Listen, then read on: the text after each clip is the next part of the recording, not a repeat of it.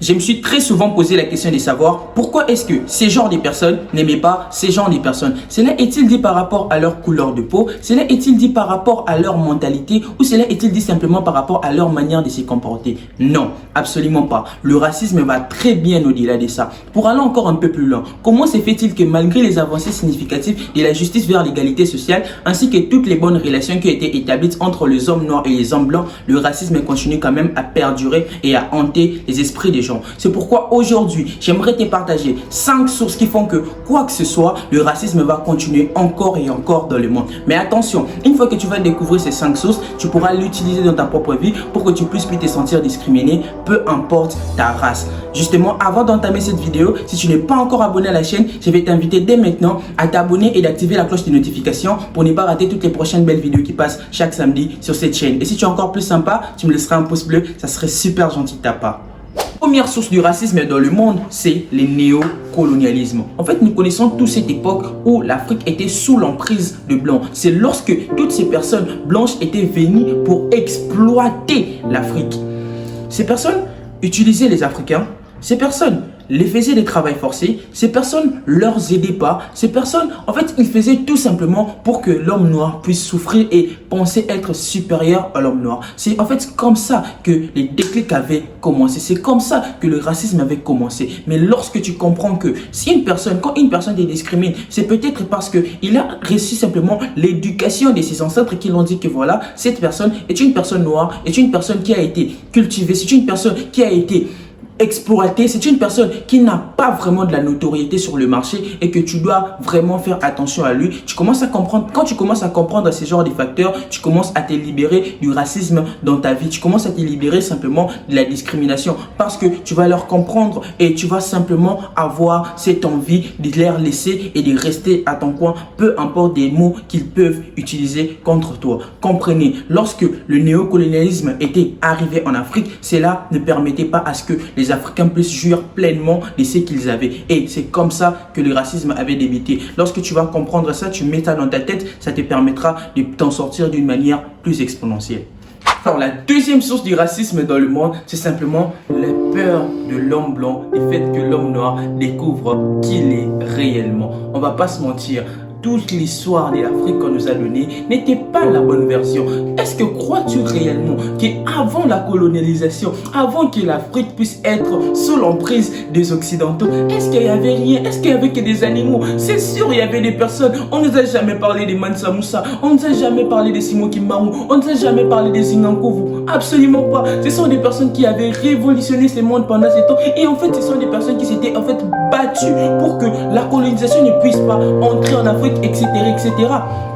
Mais justement, lorsque tu commences à comprendre que certaines personnes sont en train simplement de te recaler juste pour que tu puisses pas découvrir qui tu es réellement, tu commences un peu plus te sentir en valeur. Parce que tu vas comprendre que c'est pas de leur faute. C'est justement, ils veulent pas que tu puisses découvrir les génies, le lion, la personne la plus importante de la planète qui se trouve en toi. Et c'est pourquoi ils veulent simplement être au-dessus de tout le monde. Ils veulent simplement avoir de la notoriété au-dessus de tout le monde. Mais lorsque tu commences à comprendre ça, tu commences à ne plus te sentir discriminé parce que tu te verras un peu plus en valeur que peu importe ce qu'ils vont faire dans la société envers toi. Alors, la troisième source du racisme dans le monde, c'est simplement le fait de se fier aux mauvaises personnes. Tout le monde n'est pas raciste. Tout le monde n'a pas reçu cette éducation de la discrimination. Tout le monde ne rejette pas les autres. Tout le monde ne pense pas que l'autre est un singe, etc., etc. Mais justement, le problème en d'autre part, c'est nous. On se fie simplement aux personnes qui ne nous aiment pas, aux personnes qui sont en train de nous faire du mal, qui disent du mal de nous, qui sont en train de nous récaler. En fait, on aime simplement les personnes qui ne nous aiment pas. Le plus important ici n'est pas simplement de rester avec le blanc, mais non, c'est de rester avec le bon blanc. Reste avec des personnes. Moi, j'ai beaucoup des amis blancs, mais en fait, je ne me sens jamais discriminé. Pourquoi? Parce que je suis avec de bonnes personnes. Je reste avec des personnes qui sont un peu là pour me montrer un peu qui je suis, pour me donner un peu plus de valeurs, etc., etc. Qui sont emprunts aussi un peu plus introvertis avec moi, qui ouvrent leurs esprits justement pour qu'ils puissent découvrir de ma culture, pour que moi aussi je puisse découvrir de leur culture. C'est avec ces genres de personnes que tu dois rester. Lorsque toi tu restes simplement avec des personnes qui sont très discriminantes, qui ne veulent pas te voir réussir, qui voient que tu n'es pas une personne digne à la vie, c'est pourquoi est-ce que tu te sens discriminé. discriminer. Mais une fois que tu comprends que certaines personnes ne sont pas capables de rester avec certaines personnes, tu quittes le lieu. Lorsque le respect n'est plus servi, il vaut mieux quitter la table.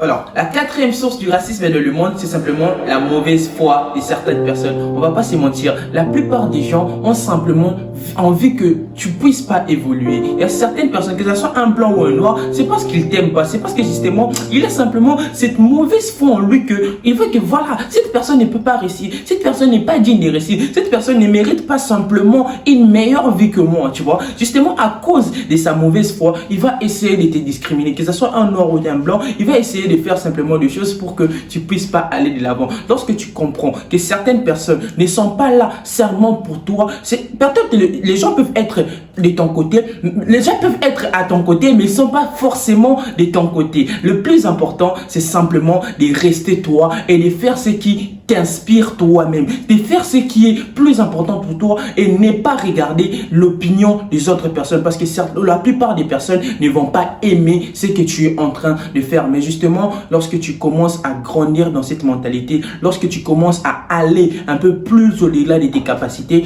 avec tes propres forces, c'est ça le plus important. Alors, la cinquième et la dernière source du racisme dans le monde, c'est simplement la peur de l'inconnu ainsi que la langue. On va pas se mentir. Admettons que tu voyages dans un pays et tu trouves les gens verts. Soyons sérieux, quelle sera ta réaction? Tu vas simplement te sentir un peu plus loin de ces personnes. Tu auras un peu un certain récal parce que tu n'as jamais vu cette personne auparavant. Peut-être tu les as vus dans les films, etc., etc. Mais c'est la même chose qui se plante chez les blancs, c'est la même chose qui se plante chez les noirs. Moi, je n'ai jamais vu, admettons, je n'ai jamais vu une personne blanche, je n'ai jamais vu une personne noire. Pour ma première fois, lorsque je vais raconter cette personne, il y aura un peu cette peur-là. Je vais me demander, oh, wow, comment est-ce qu'une personne peut être comme ça? Comment est-ce que cette personne a été conçue? C'est justement cette peur-là qui crée un peu le récal et ça crée un peu le racisme. Lorsque tu pars comprendre, lorsque tu commences à comprendre simplement que certaines personnes ont simplement peur de t'approcher à cause de ta race, bah c'est logique, justement parce qu'il n'a peut-être pas compris que cette personne est conçue comme ça. C'est parce que c'est cette ethnie qui est comme ça, c'est ces continents, les gens sont comme ça, etc., etc.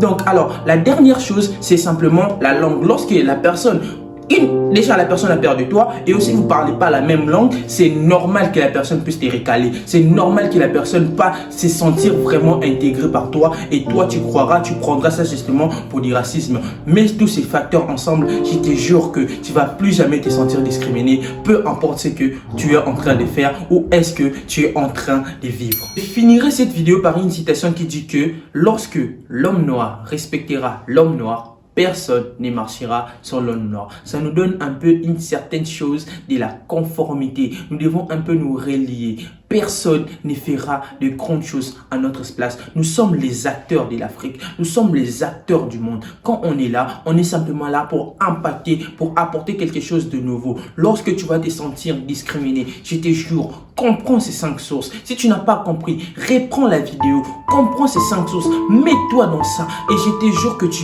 pourras te sortir, tu t'en sortiras d'une manière très exponentielle du racisme et en fait tu te sentiras plus discriminé si tu mets ces 5 points que je t'ai dit en place. Et je vous promets que dans la prochaine vidéo, j'inviterai une personne arabe pour que nous puissions un peu discuter, pour que nous puissions un peu plus parler de ces sujets qui est en train d'impacter la société.